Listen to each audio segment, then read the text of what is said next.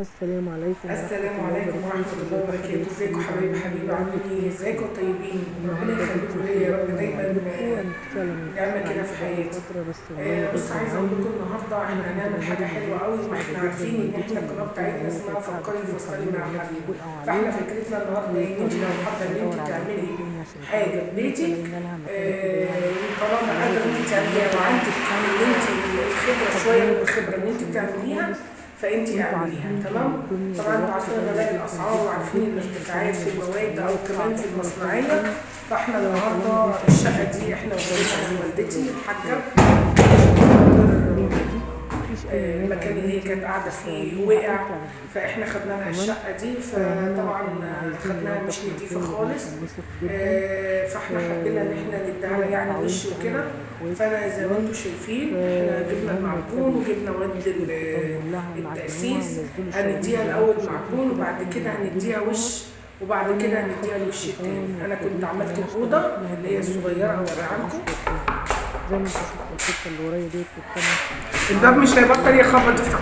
مجمعه. زي ما انتم شايفين كده. دي أول حيطة اللون أنا الجميل عاملاها اللي انتم شايفينه انا اللي عاملاه. بالماء. أنا حطيت حلو. لون بقية ماء الالوان ولون هوريها لكم معايا واحدة واحدة. نقطتين أحمر ادوني الموف ده. تمام.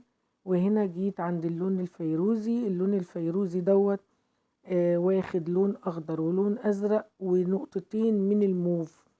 أنا خدت الألوان ديت من صاحب المحل، هو عشان بيعملوا الألوان اللي هي المركبة على بعضها. فأنا قلت له أنا عايز أعمل لون فيروزي. فهو قال لي هو بياخد درجات كمبيوتر وصعب ان انا اقول لك عليها. قلت له قول لي بس العموم بتاع الالوان وانا هحاول ان انا اشتغل. قال لي بياخد اخضر لوني ازازتين، هي الازازه ب5 جنيه كده، وازرق ازازتين، والموف بياخد حوالي غطا.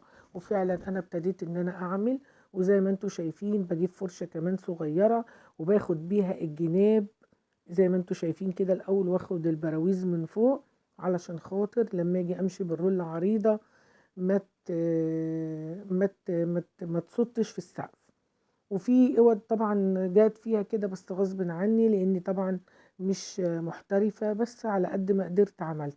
الاسم ان هي نظافة وخلاص. احنا اديناها وش واحد بس لان انا جايبة جردلين، والجردل ب230 جنيه اللي هو البلاستيك المط، ويدوبك كفوني بالعافية. جبت عليهم كيلو واحد بس.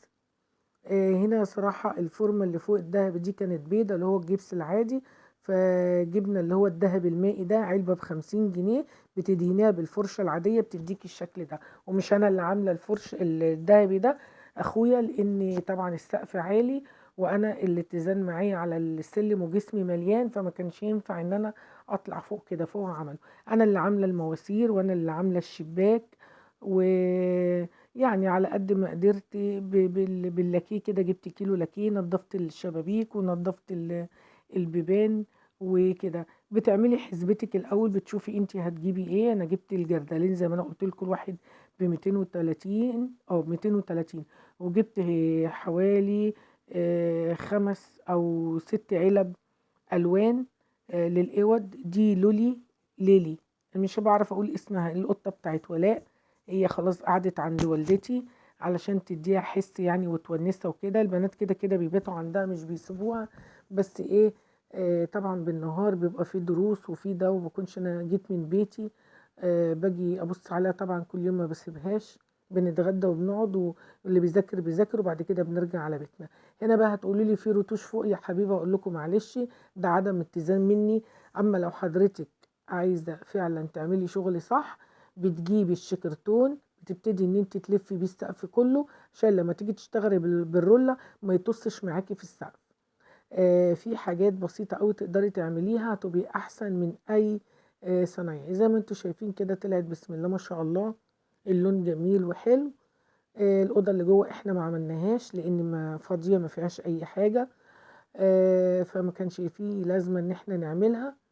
عندك هنا لا مؤاخذة معلش في الكلام عمالة اتلخبط.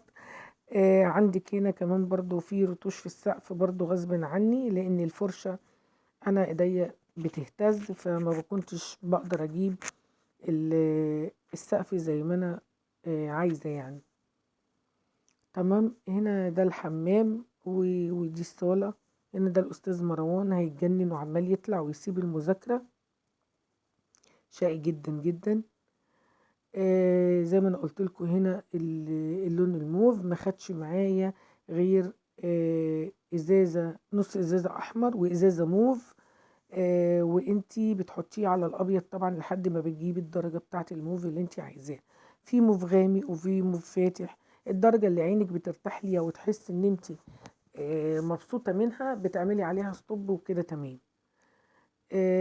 بتيجي طبعا بتكوني واخدة بالك من الأرض زي ما انتوا شايفين كده، بتكوني حاطة كرتون ولا حاجة لو انت مش محترفة زيي، بحيث ان انت لما تيجي تخلصي تشيلي الكرتون، الأرض ما تاخدش منك تنظيف كتير. ماشي. هنا كنت راجعة اقول لكم ان الفرق بين الروز والكشمير هو درجات خفيفة جدا من الموف. درجة الموف مع تحطيها مع الأحمر والأبيض، لو اديتيها هيديكي كشمير. انت بقى بدرجات الكشمير اللي انت عايزاها بتزودي الموف، مش عايزة يبقى أحمر وأبيض بس هو اللي هيديك الروز. رجع الأستاذ مروان علشان نذاكر.